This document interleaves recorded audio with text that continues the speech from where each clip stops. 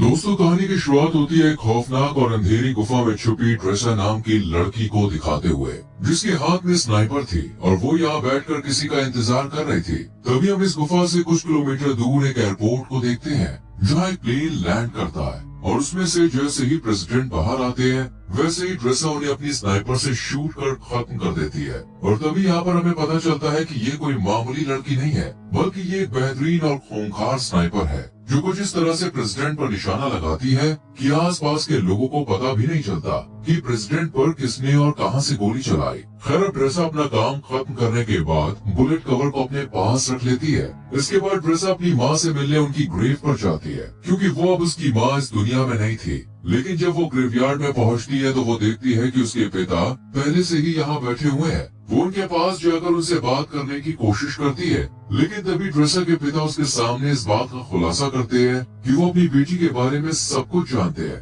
कि वो एक स्नाइपर है और अभी अभी उसने एक इंसान की जान ली है। इस पर ट्रेसा उन्हें जवाब देते हुए कहती है कि कभी कभी तो मुझे नींद भी नहीं आती है। और इतना कहकर वो अपनी जेब से बुलेट का कवर निकालती है और इसे अपने पिता के हाथ में सौंप देती है। वो इस कवर को भी बाकी के इकट्ठा हुए कवर के साथ रख देते हैं। और यहाँ पर हमें पता चलता है कि ट्रेसा ने पहले भी बहुत सारे लोगों को मौत के घाट उतारा है। और ट्रेसा के पिता उसे अपने कैंसर के बारे में बताते हैं और कहते हैं कि मेरे पास बहुत कम समय बचा है और मैं केवल कुछ ही दिनों का मेहमान हूँ, लेकिन आने वाले दिनों में अगर मैं नहीं मरा तो इस वैलेंटाइन डे के दिन मैं खुद अपनी जान ले लूंगा।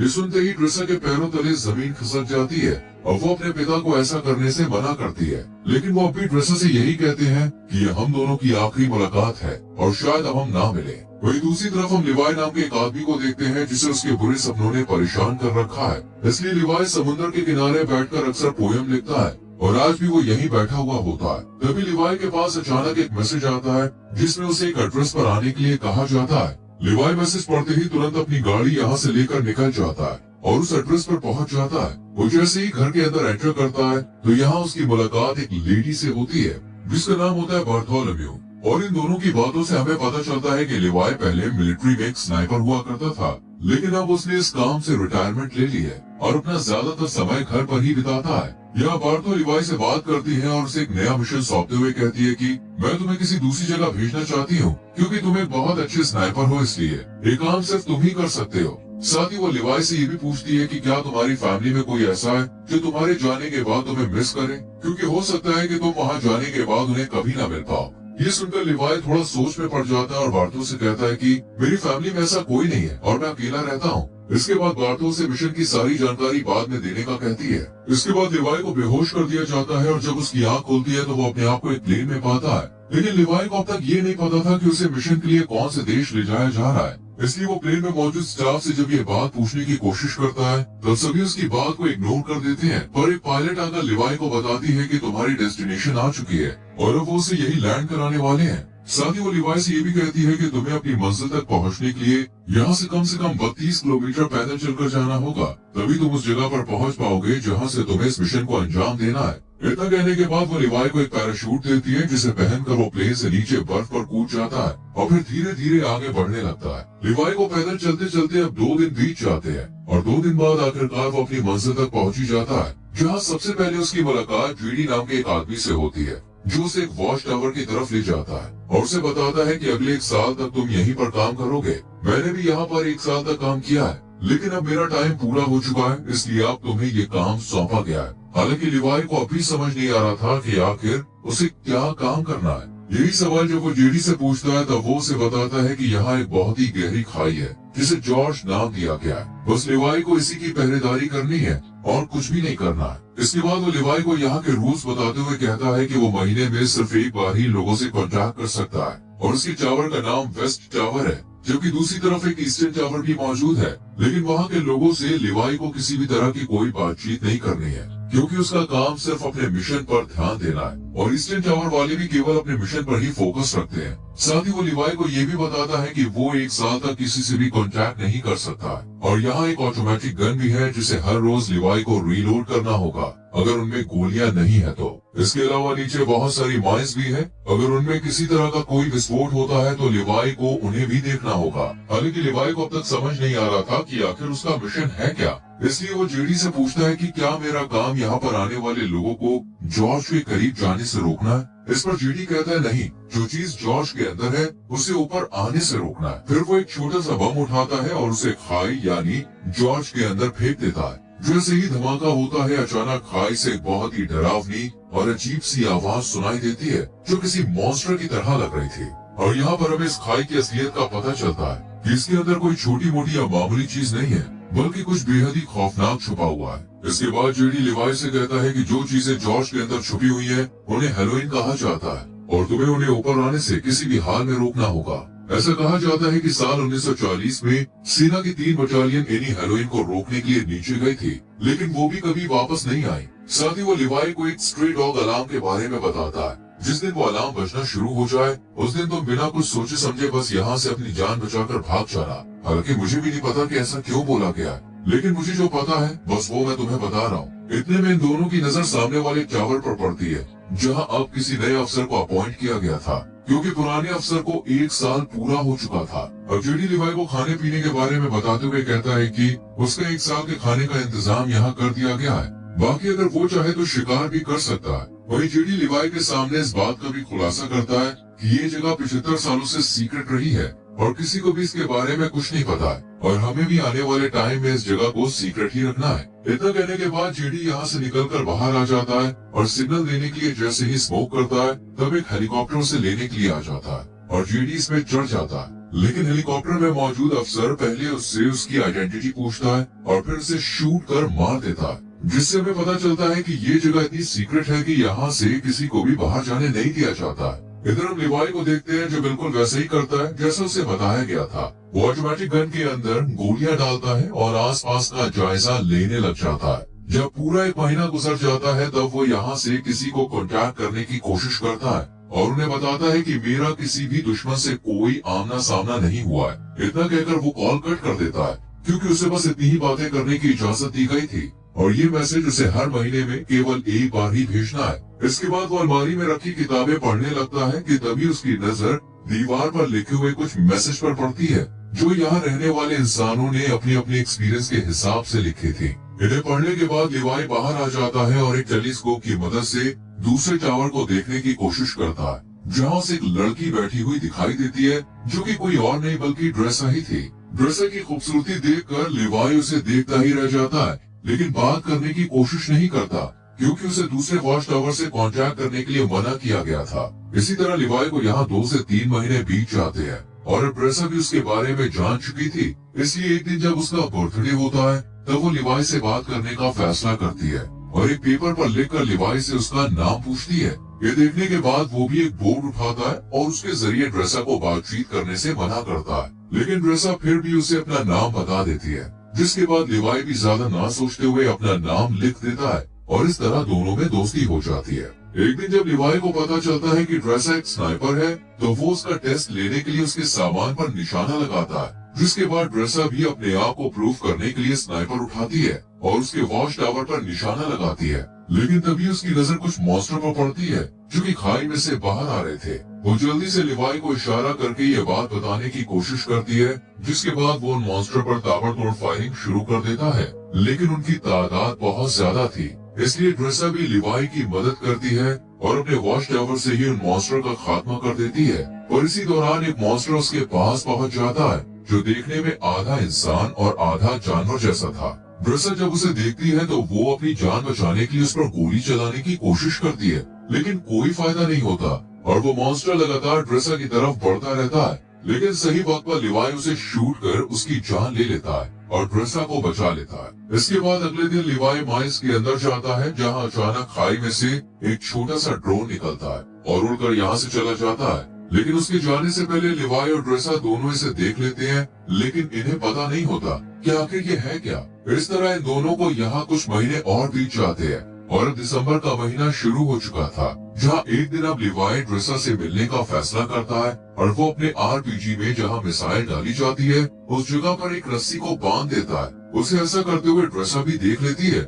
लेकिन उसे भी समझ नहीं आता कि आखिर लिवाई करना क्या चाहता है। इतने में लिवाई इस मिसाइल को दूसरी तरफ छोड़ देता है जो कि एक रस्सी के सहारे बंधी हुई थी और ये रस्सी ड्रेसा के पास पहुंच जाती है, जिसके बाद वो इसे एक पेड़ से बांध देती है और फिर लिवाई के सहारे यहाँ से दूसरे वॉच टावर तक पहुँच जाता है। इधर ड्रेसा जब उसे देखती है तो उसे बहुत ज्यादा खुशी होती है, पर वो लिवाई को गले लगाने से पहले उसे नहाने के लिए कहती है और खुद सीसीटीवी कैमरे की मदद से लिवाई को नहाता हुआ देखती है। इसके बाद ये दोनों एक दूसरे से बहुत सारी बातें करते हैं और इस दौरान ड्रेसा लिवाई से पूछती है कि तुमने सबसे लंबा शॉट कब मारा था। इस पर लिवाई बताता है कि मैंने 3240 मीटर दूर से एक आदमी को मार गिराया था और पहले मैं मरीन में काम किया करता था। इसके बाद वो ड्रेसा से पूछता है कि आखिर इस जगह में ऐसा क्या है जो इसे इतना सीक्रेट रखा गया है। तो ड्रेसा उसे ज्यादा ना सोचने और अपने काम से काम रखने के लिए कहती है। साथ ही उसे अपने पिता के बारे में भी बताती है जो शायद अब तक मर चुके होंगे।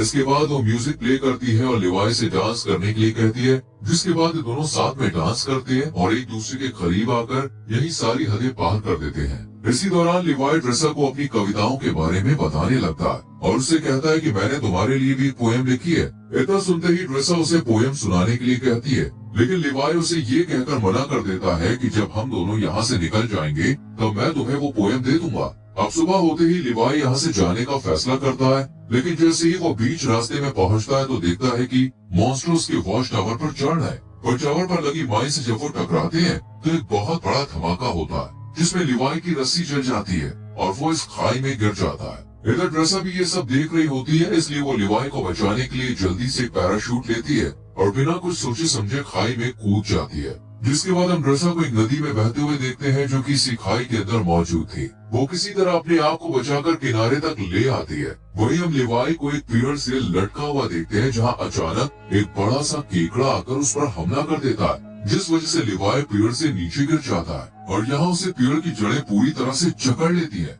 इससे पहले कि वो लिवाई को नुकसान पहुँचा पाती, यहाँ ड्रेसा आकर उसे बचा लेती है और ये दोनों इस जगह को देखने लगते हैं कि तभी यहाँ कुछ हॉलोमैन घोड़े पर सवार होकर आते हैं और इन पर हमला कर देते हैं। लेकिन लिवाई और ड्रेसा इनसे डरने के बजाय इनका डट कर मुकाबला करते हैं और दो हॉलोमैन को मार गिराते हैं, लेकिन एक वहाँ से भाग जाता है। इधर लिवाई ने जिस हॉलोमैन को मारा था वो अब उसे चेक करने के लिए उसके पास आता है तो देखता है कि इसने वर्दी पहनी हुई है। वर्दी को देखते ही लिवाई को जेडी की बताई हुई बात याद आ जाती है कि आज से सालों पहले 3 बटालियन सेना इस खाई के अंदर गिर गई थी जो कभी वापस नहीं आई, लेकिन ये अब तक जिंदा कैसे है, यही सवाल लिवाई को सोचने पर मजबूर कर देता है। खैर अब ये दोनों आगे बढ़ते हैं और एक ऐसी जगह पर पहुंच जाते हैं जहां इंसानों के अंदर से पेड़ बाहर निकल रहे थे। इन्हें देखकर ऐसा लगता है जैसे यहाँ किसी वायरस ने अपना आतंक फैलाया हो। अभी लिवाई और ड्रेसा इस खौफनाक मंजर को देख ही रहे थे कि इतने में ही कुछ हॉलोमैन इनकी तरफ आने लगते हैं, जिनसे बचने के लिए ये दोनों एक चर्च में पहुंच जाते हैं। लेकिन चर्च का नजारा बेहद ही डरावना था क्योंकि यहाँ कई लोगों की डेड बॉडी पड़ी हुई थी जिन्होंने वायरस के कहर से बचने के लिए खुद ही अपनी जान ले ली थी। तभी ड्रेसा के ऊपर एक मकड़ी अटैक कर देती है जो कि देखने में काफी बड़ी थी, मानो उसके ऊपर भी जैसे वायरस का असर हो गया था और वो जैसे ही इन पर हमला करती है ये दोनों मिलकर इसे शूट कर यही खत्म कर देते हैं। लेकिन तभी दरवाजा तोड़कर कुछ हॉलोमैन यहाँ आ जाते हैं, जिन्हें देखते ही लिवाई और ड्रेसा जल्दी से चर्च में भाग निकलते हैं और पहाड़ों के बीच बनी एक सुरंग में पहुंच जाते हैं और दरवाजे को आगे बंद करके जब इस सुरंग को अंदर से देखते हैं तो एक तरह की लैब दिखाई देती है जहाँ पहले कभी एक्सपेरिमेंट किए गए थे। यहाँ इन्हें एक बैकअप जनरेटर भी मिलता है जिसे ये लोग स्टार्ट कर देते हैं। अभी लिवाई को यहाँ एक डीवीडी प्लेयर भी मिलता है। डीवीडी के इस कैसेट को जब ये दोनों प्ले करते हैं तो स्क्रीन पर एक लेडी दिखाई देती है जो इस जगह को लेकर अपने सीक्रेट मिशन के बारे में बताती है।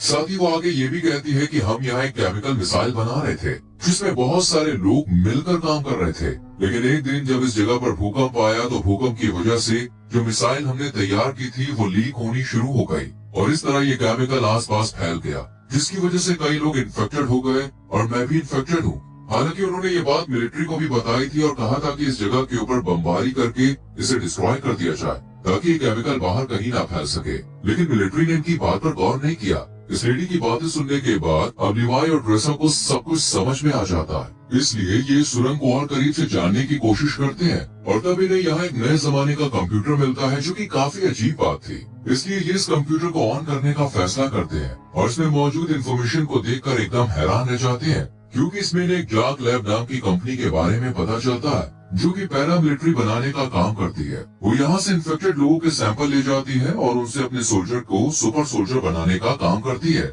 इसलिए कोई भी देश इस जगह को पूरी तरह से मिटाना नहीं चाहता। साथ ही लिवाई को ये भी पता चलता है कि ये जो खाई है ये 4.2 किलोमीटर लंबी है। इसके बाद ये दोनों जैसे ही यहाँ से बाहर निकलते हैं, अचानक एक हॉलो मैन इनके ऊपर हमला कर देता है और ड्रेसा को रस्सी से बांधकर खींचते हुए अपने साथ ले जाता है। हालांकि वो रस्सी को काटने की कोशिश करती है लेकिन कोई फायदा नहीं होता। इधर लिवाई भी उसे ढूंढने के लिए इधर उधर भटकता रहता है और एक ऐसी जगह पर पहुंचता है जहां एक बहुत बड़ी मिसाइल मौजूद थी। वही हम ड्रेसा को एक पेड़ से लटका हुआ देखते हैं और वो हॉलो मैन भी उसके सामने ही खड़ा होता है, जिससे ड्रेसा उसे खोलने के लिए कहती है। लेकिन वो जब उसकी बात नहीं सुनता तो वो खुद ही किसी तरह अपने हाथों को खोलकर उस पर अटैक कर देती है। काफी देर तक इन दोनों में लड़ाई जारी रहती है। इतने में ही यहाँ लिवाई भी आ जाता है और हॉलो मैन को शूट कर ड्रेसा को बचा लेता है। लेकिन जब वो वर्दी पर उसका नाम देखता है तब उसे पता चलता है कि वॉच टावर पर पहरेदारी देने वाला ये पहला इंसान था जो बाद में इन्फेक्टेड हो गया। इसलिए ये दोनों अब यहाँ से निकलने का फैसला करते हैं और यहाँ खड़ी एक कार के अंदर नई बैटरी डालकर उसे एक रस्सी से बांध देते हैं। जैसी कार ऊपर की तरफ जाने लगती है, अचानक यहाँ बहुत सारे हॉलो मैन आ जाते हैं और इन पर हमला कर देते हैं। पर ये दोनों अपनी स्नाइपर से इनमें से कई हॉलो मैन को मौत के घाट उतार देते हैं। लेकिन एक वक्त पर आकर जब इनकी गोलियां खत्म हो जाती हैं, तो ये इनमें आग लगा देते हैं और एक पहाड़ी पर पहुंचकर इस कार को भी नीचे धकेल देते हैं और फिर ये किसी तरह ईस्टर्न टावर तक पहुंच जाते हैं। लेकिन इन्हें इस बात का डर होता है कि इनमें से कोई इन्फेक्टेड ना हो गया, इसलिए लिवाई अगले दिन रस्सी की मदद से अपने वॉच टावर पर पहुंच जाता है, जहां बार्थो से कांटेक्ट कर पूछती है कि क्या तुम जॉर्ज के अंदर गए थे।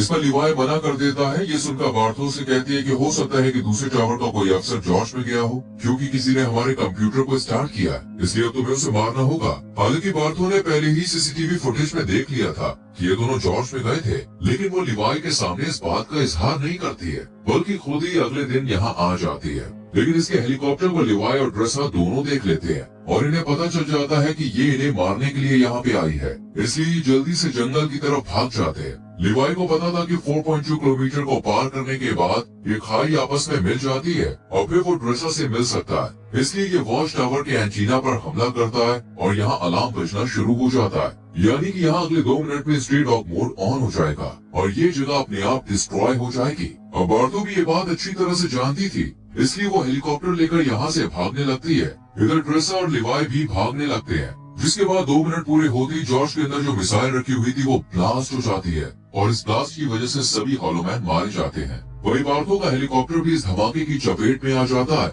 जिस वजह से वो भी मारी जाती है। इधर लिवाई भी पानी में गिर जाता है, लेकिन ड्रेसा इन सब में बच जाती है और एक जगह बैठकर उसका इंतजार करने लगती है। काफी दिन बीत जाते हैं लेकिन लिवाई का कोई अता पता नहीं चलता, इसलिए वो उसकी लिखी हुई पोयम खोलकर पढ़ती है और फिर अपनी नई जिंदगी की शुरुआत करती है और एक रेस्टोरेंट में काम करने लगती है। लेकिन तभी अचानक एक दिन वहाँ लिवाई आ जाता है, जिसे देखकर ड्रेसा बहुत खुश होती है और फिर ये दोनों एक दूसरे को किस करते हैं और इसी के साथ ये कहानी यही खत्म हो जाती है।